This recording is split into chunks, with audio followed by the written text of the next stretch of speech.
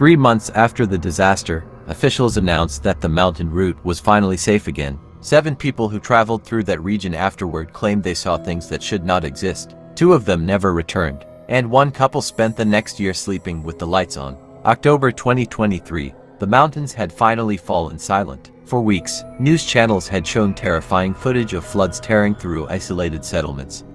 Entire roads vanished overnight, bridges collapsed. Houses were ripped from their foundations and swallowed by raging water. Hundreds of people were forced to leave their homes. Some never made it out. After months of repair work, authorities reopened a number of routes through the northern highlands. Tourists slowly began returning. Most believed the danger was over. They were wrong. Miles away, in a quiet industrial town, 29-year-old Adrian Hale tightened the straps on his riding gloves while his wife, Claire, secured the last luggage bag onto their motorcycle. The trip was supposed to be the beginning of something special. For years they had dreamed about traveling across the country on 2 wheels. The mountains were only their first destination. Neither of them had any idea that the journey would end before it truly began, or that something from those mountains would follow them home. At 4:15 in the morning, they rolled out of town. The streets were empty. The air was cool. The motorcycle's engine echoed through sleeping neighborhoods as they headed toward the highway. Claire wrapped her arms around Adrian's waist. "I still can't believe we're finally doing this." Adrian smiled. "Me neither. The first 2 days were perfect. Long roads, beautiful landscapes, endless conversations, photographs, laughter, freedom, everything they had imagined." On the evening of the 3rd day, however, something changed. Adrian began feeling a sharp pain in his right shoulder. At first he ignored it. Long rides often cause soreness, but as the hours passed, the pain became worse. By the time they reached a mountain town called Blackridge, every movement felt like a knife digging into his shoulder. That night, inside a small hotel room, Adrian finally sat down on the bed and stared at the floor. Claire immediately noticed. "What happened?" Adrian rubbed his shoulder. "I don't think I can continue." Claire frowned. "What do you mean?" "The pain is getting worse." He forced a laugh. "I know this sounds ridiculous, but after 3 days, I'm already thinking about turning back." The smile vanished from Claire's face. She had spent months planning this journey. The northern glaciers were the place she wanted to see most. For several seconds neither of them spoke. The room became silent. Then Adrian's phone rang. He looked at the screen. It was the permit office. After a brief conversation, he ended the call. Claire stared at him. "What did they say?" Adrian sighed. "The route to the glacier basin opens tomorrow morning." Claire's eyes widened. "Seriously?" He nodded. For a moment excitement returned to her face. Then she noticed his shoulder again. The excitement disappeared. "It's okay," she said quietly. "We can come back another time." Adrian looked at her. He knew how much this meant to her. After a long pause, he smiled. "No, let's keep going." Later, Adrian would replay that moment in his mind thousands of times. Because if he had listened to his body that night, none of what happened afterward would have happened. The next morning they collected their permits and started toward the northern highlands. The higher they climbed, the stranger the landscape became. Flood damage was visible everywhere. Collapsed roads, broken guardrails, entire sections of mountainside stripped bare. Nature looked wounded. Around noon they stopped at a scenic overlook. 3 other motorcyclists were already there. The men introduced themselves as Mason, Victor, and Owen. All 3 were experienced riders. Unlike Adrian and Claire, they had traveled through the region before. The conversation started casually. Road conditions, fuel stations, weather forecasts. Then Mason asked a question. "Have you booked accommodation tonight?" Adrian shook his head. "We'll find something when we get there." The 3 men exchanged a glance. Mason laughed. "Good luck." "What?" "The village is tiny." He pointed toward the mountains. "By evening every room will probably be taken." Seeing Adrian's concern, Mason offered to call a guest house owner he knew. Within minutes he had secured a room for them. The gesture instantly turned strangers into friends. Neither Adrian nor Claire realized how important these 3 men would become later that night. Because before sunrise the next day, the 5 of them would be running from something together. Something none of them could explain. And it would begin with a warning everyone ignored. The road beyond the overlook was nothing like the smooth highways they had traveled during the previous days. Within an hour, the asphalt disappeared. What remained looked more like a scar carved into the mountainside. Mud covered the road. Loose rocks rolled beneath the tires. Sections of the route were barely wide enough for a single vehicle. On one side stood towering cliffs. On the other side waited a drop so deep that the valley below looked like darkness itself. The weather wasn't helping either.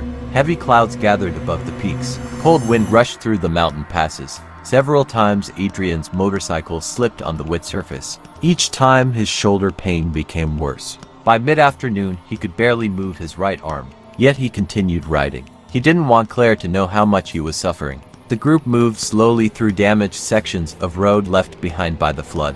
Every few miles they encountered evidence of destruction. Broken barriers, abandoned construction equipment, crushed vehicles resting far below in ravines. Silent reminders of what had happened there months earlier. Around 4 in the afternoon they reached a remote checkpoint. Several officers were stationed there. Every traveler heading farther north had to stop. Permits were checked. Identification was verified. Emergency equipment was inspected. The officers appeared unusually serious. One by one, they examined the riders' documents. When everything was approved, the group parked nearby and took a short break. Steam rose from cups of hot tea. The warmth felt wonderful against the freezing air. For a while the atmosphere relaxed. The riders laughed, shared stories, talked about future adventures. It felt normal, safe. But while they were sitting there, Adrian noticed something strange. An elderly worker was standing near the checkpoint fence. The man hadn't spoken once. He simply stared toward the mountains, watching, waiting. After several minutes, Adrian finally asked him a question. "Does the weather get bad up here often?" The old man slowly turned his head. His eyes looked tired, far older than the rest of him. For a few seconds he said nothing. Then he quietly replied, "The weather isn't what you should worry about." Adrian frowned. "What do you mean?" The old man glanced toward the mountains again. "There are places up there that should have stayed buried." Before Adrian could ask another question, the man walked away. No explanation, no smile, nothing. The strange conversation stayed in Adrian's mind long after they left. As evening approached, they finally arrived at a remote mountain settlement called Frost Hollow. The village sat beneath towering peaks covered in snow. Small wooden buildings lined narrow roads. Smoke drifted from chimneys. The temperature was already below freezing. The guest house owner welcomed them inside. The building was old but comfortable. After checking in, everyone gathered for dinner. The room was warm. The food was hot. Outside, snow began falling. At first it looked beautiful. Tiny white flakes drifting through darkness. Then the snowfall became heavier. The wind grew stronger. By midnight the entire village was buried beneath a blanket of white. The next morning, Adrian woke before sunrise. His shoulder still hurt, but something else felt wrong. The air inside the room seemed unusually thin. Beside him, Claire sat upright in bed, breathing heavily. "Claire," she looked at him. "I can't catch my breath." Fear immediately appeared in Adrian's eyes. The high altitude was affecting her. He handed her water, opened a window slightly, and stayed beside her until her breathing slowly returned to normal. By 7 o'clock she seemed better. Despite everything, they decided to continue. The glacier basin was only a few hours away. The group mounted their motorcycles and headed deeper into the mountains. The higher they climbed, the more unreal the landscape became. Snow covered everything. The road, the cliffs, the valleys, even the trees looked frozen in place. For a moment it felt like they had entered another world. Then disaster struck, about 20 miles ahead. Traffic suddenly stopped. Riders began pulling over. Drivers stepped out of vehicles. People gathered near the roadside. Confused voices echoed through the snow. Eventually word spread. A vehicle had slid across black ice and fallen into a ravine. The road ahead was closed indefinitely. Nobody was being allowed through. Their journey was over, at least for now. The disappointment hit everyone hard. After waiting nearly an hour, they accepted reality and turned back. There was no point staying. The weather was getting worse. The roads were becoming dangerous. Returning was the only option. By early afternoon, they arrived back at Frost Hollow. Everyone packed quickly. Their plan was simple. Leave immediately. Descend before nightfall. Find accommodation farther south. Easy, at least that's what they thought. As Adrian carried luggage toward the motorcycle, the guest house owner suddenly stepped outside. His expression immediately caught Adrian's attention. The man looked nervous, almost frightened. "You're leaving now?" "Yes," Adrian replied. "We want to get ahead of the storm." The owner shook his head. "No." "What?" "Stay here tonight." Snowflakes drifted around them. The wind howled between buildings. The owner lowered his voice. "There's going to be heavy rain lower down." Victor laughed. "We've ridden through worse." The owner didn't laugh. His face remained serious. "Rain isn't the problem." Silence followed.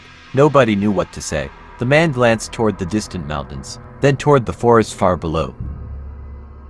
When he spoke again, his voice was barely above a whisper. "If you travel after dark," he hesitated. Do not use the forest road. The riders exchanged confused looks. Mason finally asked the obvious question. Why? The owner's eyes remained fixed on the horizon. For several seconds he didn't answer. Then he quietly said something that sent an uncomfortable chill through Adrian's body. Because some travelers never stop seeing what they find there. Nobody laughed this time.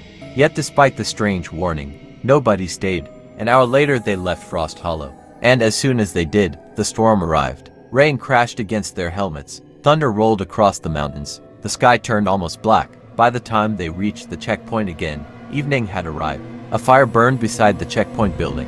The riders gathered around it, soaking wet and exhausted. An army officer eventually approached them. "Where are you headed?" "South," Mason replied. "We want to reach the city before morning." The officer immediately shook his head.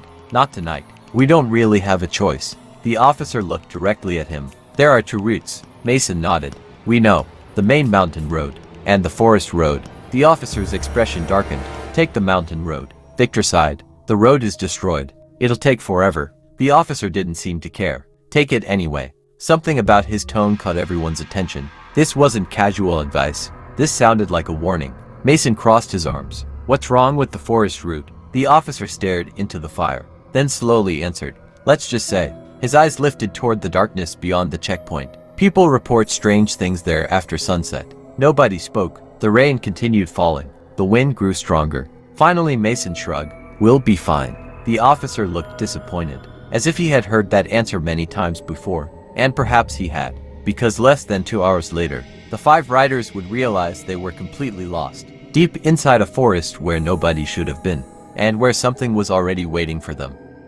The rain showed no signs of stopping. As the 5 riders left the checkpoint behind, darkness swallowed the mountains completely. The main road curved away toward the south. The forest route disappeared into a wall of towering trees. Without much discussion, the group chose the forest road. At the time, it seemed like the smarter decision. The damaged mountain road could take hours longer. The forest route appeared shorter, safer, easier. At least that was what they believed. For the first 20 minutes, everything seemed normal. The road was narrow but rideable. Their headlights cut through the darkness. Rainwater flowed across the pavement in small streams. Nobody spoke. Everyone was focused on the road. Then the signal disappeared. Every phone lost connection. Navigation maps froze. The route ahead became uncertain. Mason slowed down. The others followed. "Did your map stop working too?" Victor shouted. "Yeah," Mason replied. "So did mine." The group pulled over briefly. Several attempts were made to reload the route. Nothing worked. The mountains had already blocked most communication signals. Now the storm had made things even worse. Finally Mason pointed ahead. "We keep going." Nobody had a better idea. The motorcycles started again. The forest became denser. The darkness became heavier. Soon the rain was the only sound besides their engines. No houses, no traffic, no lights, nothing. It felt as if they had entered a place completely forgotten by the rest of the world. An hour passed, then another. The road gradually deteriorated. Patches of broken pavement appeared. Large puddles hid deep holes beneath muddy water. Several fallen branches blocked sections of the trail. Adrian's shoulder pain had become unbearable.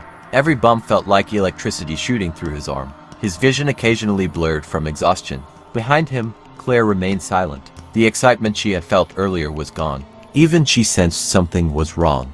At approximately 9 o'clock, the riders stopped beside a bend in the road. Nobody wanted to continue.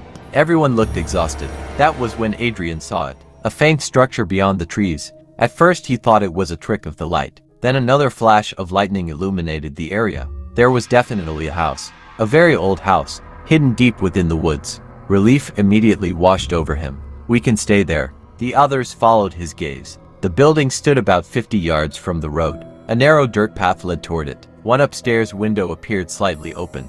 No lights were visible, but it was still better than spending the night on the road. Adrian climbed off his motorcycle. His shoulder throbbed painfully. "I'll ask if someone lives there." Claire immediately grabbed his arm. "Don't go alone. I'll be fine." Without waiting for another response, Adrian started walking toward the house. The rain softened as he approached. The building looked older up close, much older. Its wooden walls were warped. The roof sagged in several places. Parts of the structure looked abandoned. Yet something felt strange. The property didn't look neglected. The ground around it seemed recently cleaned, as if someone still lived there. Adrian reached the front door. He knocked. No response. He waited. Nothing.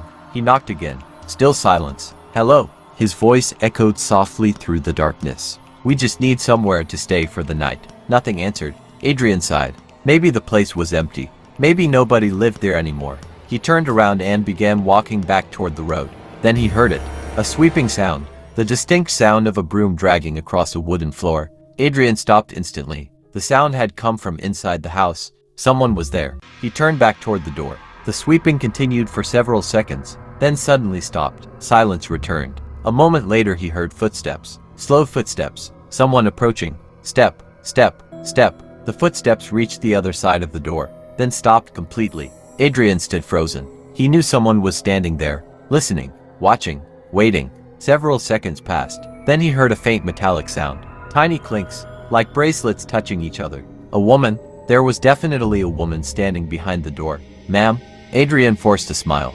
We're travelers. We got caught in the storm. Could we stay here for one night? No answer, not even a whisper. The silence felt unnatural, almost deliberate. After another minute, Adrian slowly stepped back. This made no sense. Whoever stood behind that door had clearly heard him.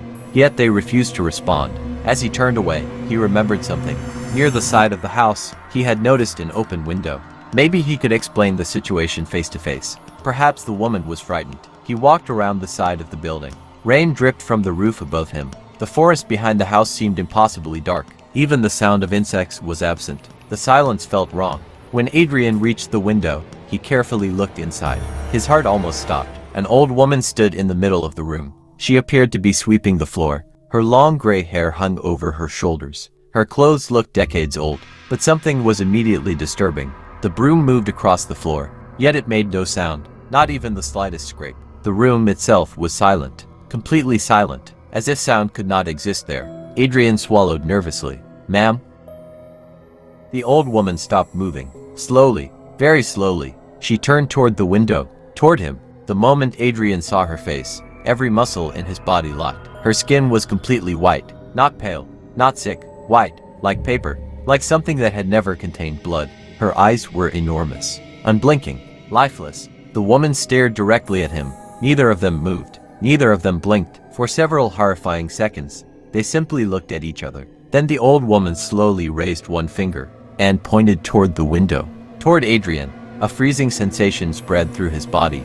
Every instinct screamed at him to run, but fear rooted him to the spot. Then something happened that destroyed any hope that this was a normal person. The old woman smiled, a wide and natural smile, far wider than any human smile should have been. And without taking a single step, she began moving. Her feet never touched the floor. Her body simply glided forward, floating, silent, closer, closer, closer. Adrian could not breathe. The woman reached the wall beneath the window, then continued moving, straight through it, as if the wall did not exist. For a fraction of a second, her face appeared directly beneath him, smiling, watching. Then she vanished into the darkness outside. Adrian screamed. The sound echoed through the forest. Back near the road, the others immediately jumped from their motorcycles. Claire ran toward him. Adrian. He stumbled backward. His face had gone completely pale. The woman. His voice shook violently. The woman came through the wall. Claire looked toward the house. The window was empty. No movement. No figure. Nothing. The old building stood silent beneath the rain. But deep inside the forest behind it, something moved. And whatever it was no longer inside the house. For several seconds, nobody moved. The rain continued falling across the roof of the old house. Adrian stood frozen beside the window. His face had lost all color. Claire grabbed his arm. Tell me what happened. We need to leave, Adrian said. His voice was shaking. Right now. Mason immediately noticed the fear in his eyes. This was not the reaction of someone trying to scare his friends. Something had genuinely terrified him.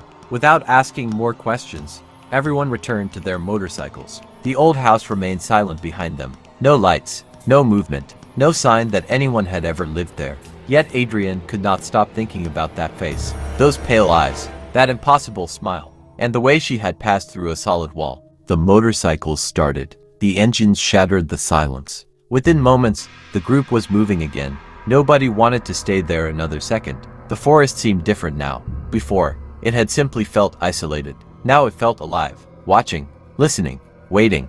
The riders stayed close together. Mason led from the front. Adrian remained in the middle. Victor stayed behind them. Nobody wanted to become separated. The rain gradually weakened. A thin fog began forming between the trees. Their headlights cut through it like blades. 10 minutes passed, then 15. The road twisted deeper into the wilderness. Not a single vehicle appeared. Not a single house. Nothing. Only darkness. Then something crossed the road. A black shape. Fast. Almost too fast to see clearly. Adrian caught only a brief glimpse before it vanished into the trees. His heart skipped a beat. At first he convinced himself it was an animal. Maybe a deer.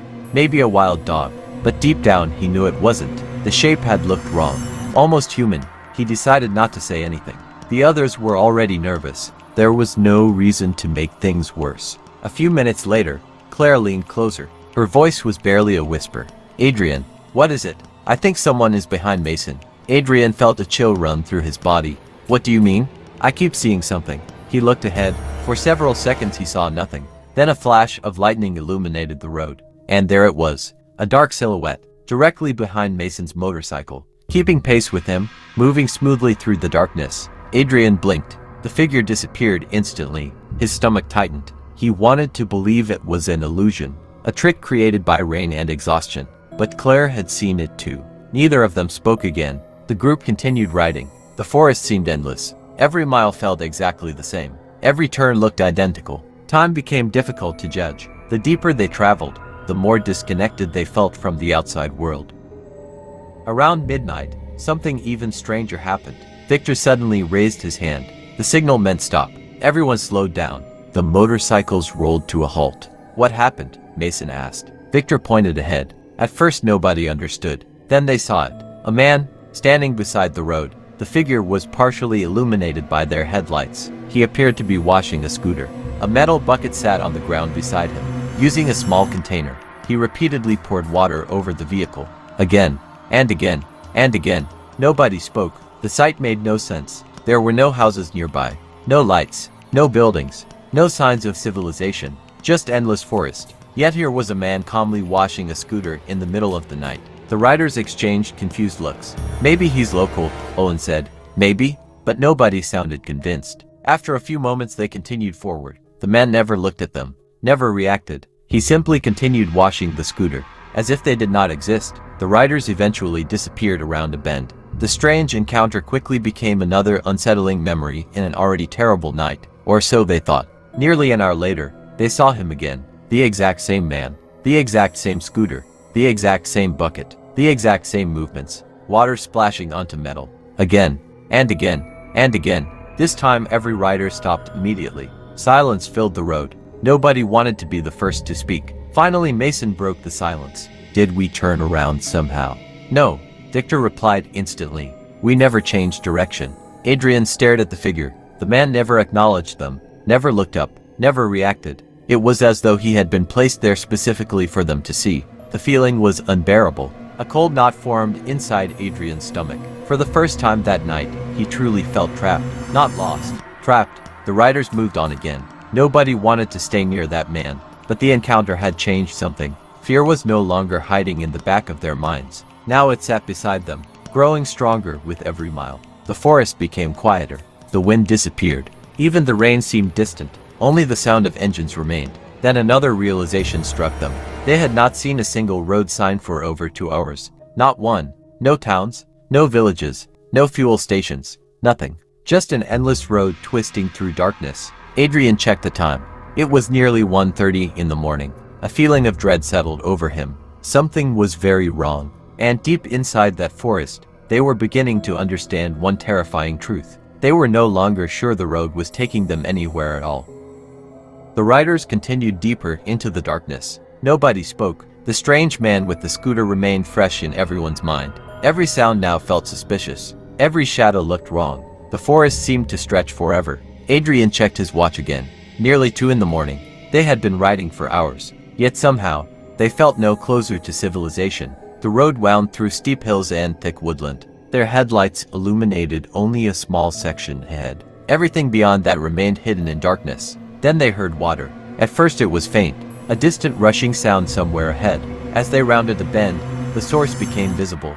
A waterfall. It cascaded down a rocky cliff beside the road. The water crashed into a narrow stream below before disappearing into the forest. For a brief moment, the sight felt comforting. At least it was something different, something recognizable. The riders passed it and continued forward. Minutes became an hour. The road climbed steadily upward.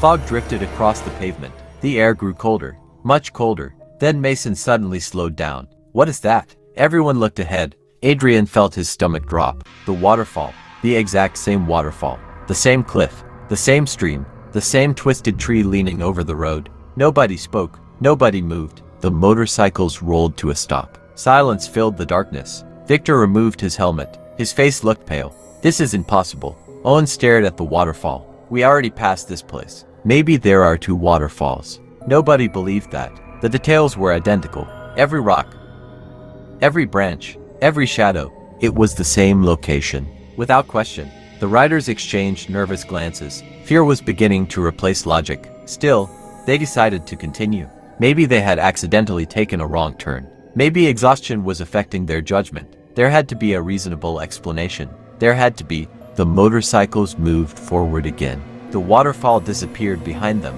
The forest swallowed them once more. Another 30 minutes passed, then 40. The road twisted through darkness. Nothing changed. Nothing appeared. No signs, no buildings, no traffic, only endless forest. Then the sound returned. Water, rushing water. The moment Adrian heard it, a cold sensation spread through his chest. Slowly, the riders rounded another bend. The waterfall stood before them again. This time nobody needed confirmation. Nobody needed discussion. They were trapped. The realization hit them all at once. Victor cursed under his breath. Owen stepped away from his motorcycle and stared into the darkness. Mason looked genuinely frightened for the first time all night. We need to stop. Nobody disagreed. The group parked beside the road. Their engines died. Silence immediately returned. An unnatural silence. No insects. No birds. No wind. Nothing. The forest felt dead. Adrian's breathing became visible in the freezing air. Then he noticed something strange. The temperature had dropped dramatically. Only minutes earlier it had been cold. Now it felt unbearable, as if winter itself had suddenly arrived. Claire wrapped her arms around herself. Why is it so cold? Nobody answered. Because nobody knew. The cold continued intensifying. Each breath felt sharp inside their lungs. A sense of dread settled over the group. The feeling that they were not alone. The feeling that something was watching them. Then Mason quietly grabbed Adrian's sleeve. His voice barely rose above a whisper. Do not react. Adrian turned toward him. What?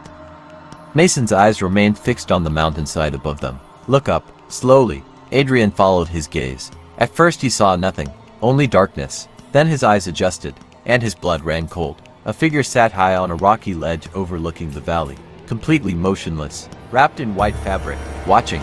The distance made details difficult to see. But one thing was obvious. It was staring directly at them. Nobody knew how long it had been there. Minutes. Hours. The figure never moved. Never blinked. Never looked away. It simply watched. Adrian felt every hair on his body stand up. Something about it felt wrong. Deeply wrong. The shape looked human. Yet somehow it wasn't. Its proportions seemed unnatural. Its posture impossible. As if it had been sitting there for years. Waiting. Claire noticed the figure next. A frightened gasp escaped her lips. What is that? Immediately Mason turned toward her. Do not look at it. But it was too late. She had already seen it. Victor slowly raised his flashlight. The beam reached halfway up the mountainside, then faded into darkness. The figure remained untouched, still sitting, still watching. The cold became even worse. Adrian's hands were shaking, not from the temperature, from fear, a primal fear, the kind of fear that exists long before logic, long before reason. Every instinct inside him screamed the same thing. Leave, now. The moment he opened his mouth to speak, something happened. The figure moved, not much, just enough. Its head slowly tilted to one side. The movement was unnatural, like a puppet being controlled by invisible strings. A horrifying silence followed. Nobody breathed, nobody blinked. Then Mason spoke. His voice trembled. Get on the bikes. Nobody argued. The riders rushed toward their motorcycles. Adrian helped Claire climb onto the back seat. His hands were shaking so badly he almost dropped his keys. The engines roared back to life. The sound shattered the silence. For one final second, Adrian looked toward the ledge. The figure was still there, watching, waiting. Its head remained tilted at that impossible angle. Then the motorcycles accelerated. The riders raced away from the waterfall, away from the mountain, away from whatever had been watching them. But deep inside, Adrian knew something terrifying. The figure had not appeared because they found it. The figure had appeared because it wanted to be seen. And somehow, that was far worse. the motorcycles tore through the darkness. Nobody looked back. Nobody wanted to know whether the figure on the mountain was still there. The riders focused only on one thing: escape. The engines roared through the silent forest as they pushed forward. The cold remained unnatural. It clung to them like invisible hands. Even through their riding gear, they could feel it. Adrian's shoulder pain had become almost unbearable, but now it barely mattered. Fear had replaced every other sensation. Several minutes passed. The road continued twisting through the forest. Still no signs. Still no houses. Still no indication. They were getting closer to civilization. Claire suddenly tapped Adrian's shoulder. "Play something." "What?" "Anything." Her voice trembled. "The silence is making this worse." Adrian immediately understood. He reached into the luggage while the motorcycle rolled slowly forward. After a few seconds, he found a small portable speaker. Claire connected her phone. Moments later, a prayer recording filled the darkness. The sound echoed through the trees. The effect was immediate. The atmosphere felt different. Not safe, but different. The riders remained close together as the prayer continued playing. Minute after minute passed. Then something appeared far ahead. A faint light. At first nobody trusted it. The forest had already played enough tricks on them.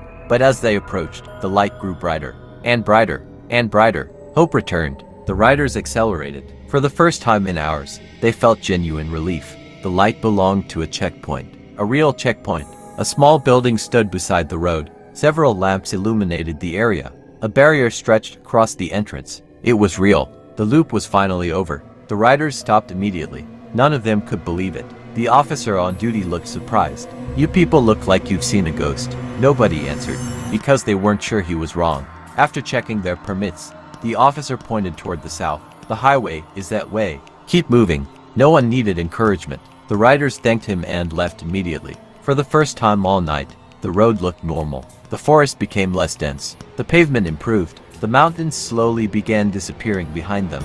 Everyone felt the same thing: relief. The nightmare was finally ending, or so they thought. Nearly an hour later, they entered another stretch of forest. This section was famous among local travelers. A long isolated road cutting through thick woodland. Even during daylight, many people avoided stopping there. At night, it felt completely abandoned. The moment they entered, the atmosphere changed. Powerful winds suddenly swept through the trees. Branches swayed violently overhead. The sky darkened even further. Adrian immediately noticed Mason increasing his speed. Then Victor did the same. Soon all four motorcycles were moving much faster than before. Claire noticed it too. Why are they speeding up? Adrian forced a calm tone. Probably because they want to reach the city before sunrise. The truth was simpler. Everyone wanted out of that forest as quickly as possible. The road stretched ahead in endless darkness. Then Adrian saw someone standing beside the road. At first he assumed it was another traveler, a stranded driver perhaps. But as they got closer, his blood turned to ice. The figure was standing completely still, not moving, not reacting, not even blinking. Its clothes hung loosely from its body. Something was wrapped around its neck. A thick rope. The rope continued downward across its chest. Adrian felt his grip tighten around the handlebars. The figure's head hung unnaturally to one side, far too far, almost as if its neck had been broken. The closer they came, the more horrifying the figure became. Its face looked pale. Its eyes appeared completely black, empty, lifeless, yet somehow aware, watching every rider pass. Adrian's heart pounded violently. "Claire," his voice was low. "Do not look right." "What?"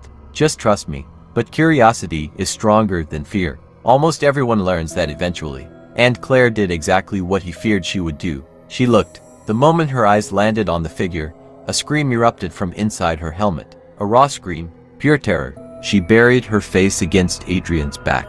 Her entire body trembled. "Oh my God! Oh my God!"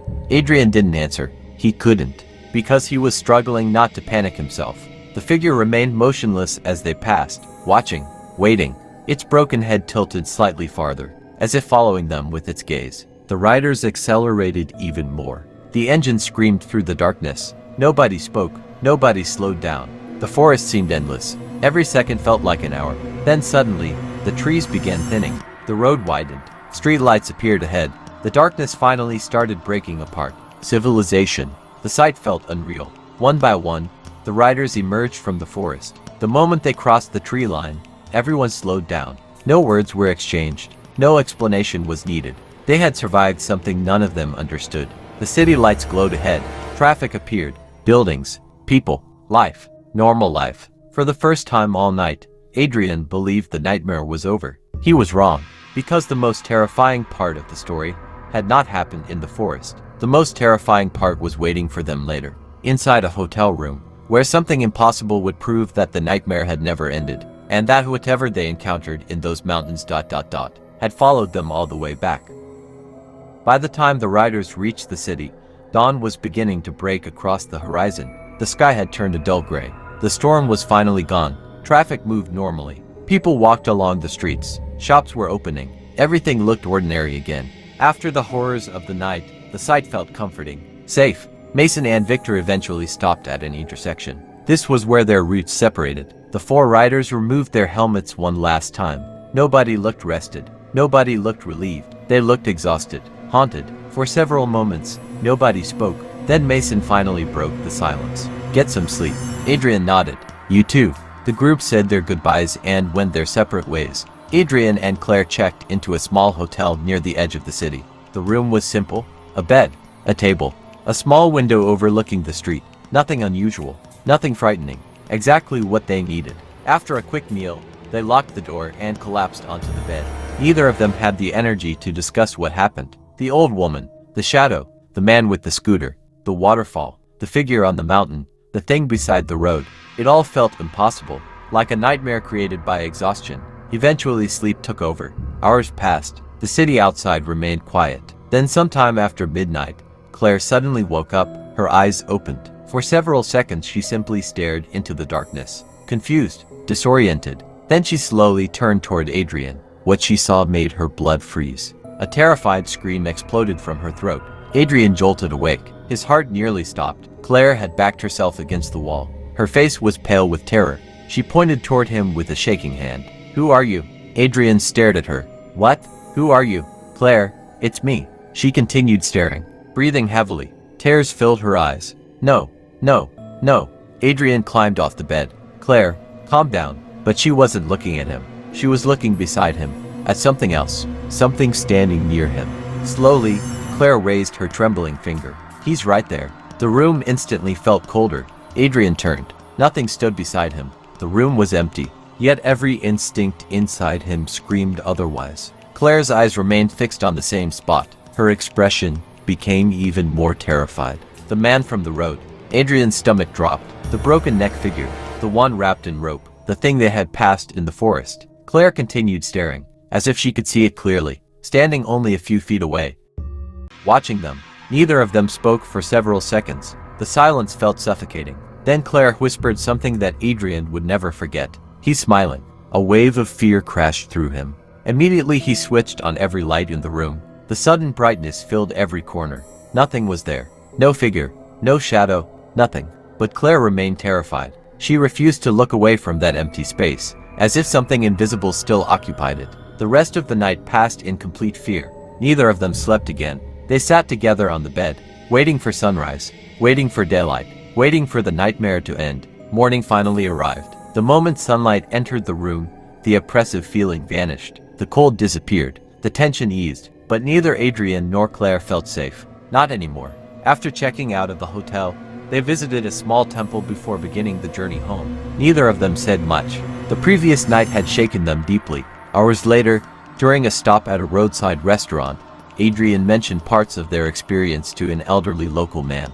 At first the man listened quietly, then his expression changed. He looked uncomfortable, almost nervous. What route did you take? Adrian explained. The old man's face immediately darkened. For several seconds he remained silent. Then he slowly nodded. I know that road. Adrian leaned forward. What about it? The old man glanced around before answering. Months earlier, when the disaster struck the mountains, several isolated settlements had been completely destroyed. Entire families disappeared overnight. Homes were washed away. Vehicles vanished. Many victims were never found. Search teams recovered some bodies. Many others simply disappeared. The old man lowered his voice. After the floods, strange stories started spreading. Adrian listened carefully. Stories about what? People seeing figures beside roads. Travelers hearing voices in empty forests. Drivers returning to the same place over and over again. The old man's eyes narrowed. And there was one story everyone kept repeating. Adrian felt his chest tighten. What story? The old man looked directly at him. Whatever you see on that road. His voice became almost a whisper. Never acknowledge it. Silence followed. The restaurant suddenly felt colder. Adrian thanked the man and left, but his words remained in their minds. The journey home took another 2 days. Nothing unusual happened. No shadows, no strange figures, no unexplained sounds. Life slowly returned to normal, at least on the surface. Yet some things never truly left them. Claire occasionally woke up in the middle of the night. Certain roads made her nervous. Certain weather conditions brought back memories. And whenever conversations turned toward mountains or remote forests, both of them became unusually quiet. Because some experiences cannot be explained. Some places leave scars that never heal, and some roads should remain closed forever. To this day, Adrian refuses to travel through isolated mountain routes after sunset. Not because of landslides, not because of storms, but because he still remembers the old woman smiling through that window. He still remembers the figure sitting high above the waterfall. And most of all, he still remembers Claire waking up in that hotel room, staring at an empty corner, and asking a question no husband ever wants to hear. Who are you? Maybe they were exhausted. Maybe fear played tricks on their minds. Or maybe something followed them out of that forest. Something that had been waiting there long before the flood. Something that is still waiting there today, watching the road, waiting for the next travelers to make the wrong turn. Follow Nightmare Files for more terrifying horror stories.